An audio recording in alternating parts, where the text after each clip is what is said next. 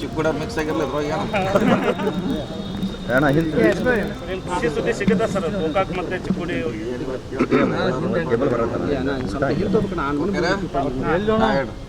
ಖುಷಿ ಸುದ್ದಿ ಸಿಗುತ್ತಾ ಸರ್ ಚಿಕ್ಕೋಡಿ ಹಾಗೂ ಗೋಕಾಕ್ ಜನರಿಗೆ? ನಾವು ನಮ್ಮ ಸರ್ಕಾರ ಬಂದ ಮೇಲಿಂದ ನಾವು ಒತ್ತಡ ಹೇಳ್ತಾ ಇದ್ದೀವಿ ಎಲ್ಲರೂ. ಸೊ ಈಗ ಸರ್ಕಾರ ಅಂತಿಮವಾಗಿ ನಿರ್ಧಾರ ಮಾಡ್ತಾರೆ. ಶಾಸಕರ ಮಾಡಬೇಕಂತ ಅಭಿಪ್ರಾಯ ಇದೆ. ಇವತ್ತು ಕೂಡ ಗೋಕಾಕ್ ಜಿಲ್ಲಾ ನಿಯೋಗದವ್ರು ಬರ್ತಾ ಇದ್ದಾರೆ. ಇದಾಂತರ ಮಂದಿ ಸಿ ಎಂ ಬೆಂಗಳೂರಾಗ ಹೇಳಿದ್ರು ಎಲ್ಲ ಶಾಸಕರು ಒಂದು ಸಾರಿ ಕರೆದು ನಾವು ಸಭೆ ಮಾಡ್ತಾರೆ.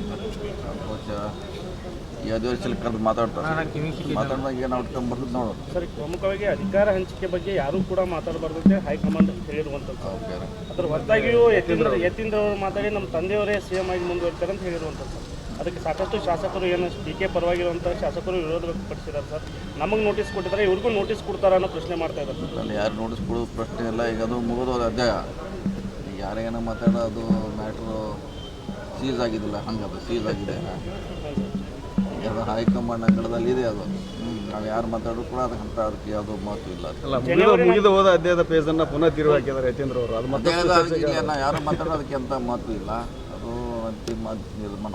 ಇವತ್ತೊಂದು 4-5 ಜನ ಶಾಸಕರು ಜನವರಿ ನಂತರ ಸಿಎಂ ಬದಲಾವಣೆ ಆಗ್ತಂದ್ರೆ ಮತ್ತು ಹೇಳಿಕೆ ನೀಡಿದ್ರು. ಇಲ್ಲ, ಅದನ್ನು ಹೇಳೋಕ್ಕಾಗೋಲ್ಲ. ಈಗ ಹೇಳುವಂಥದ್ದು ಈಗ ಅವಶ್ಯಕತೆ ಕೂಡ ಇಲ್ಲ. ಈಗ ಸರ್, ತಾವು ಡಿ ಕೆ ಶಿ ಅವ್ರ ಜೊತೆಗೆ ಚರ್ಚೆ ಮಾಡಿದ್ರಿ ಸರ್, ರಹಸ್ಯವಾಗಿ ಸಭೆ ಮಾಡಿದ್ರಿ.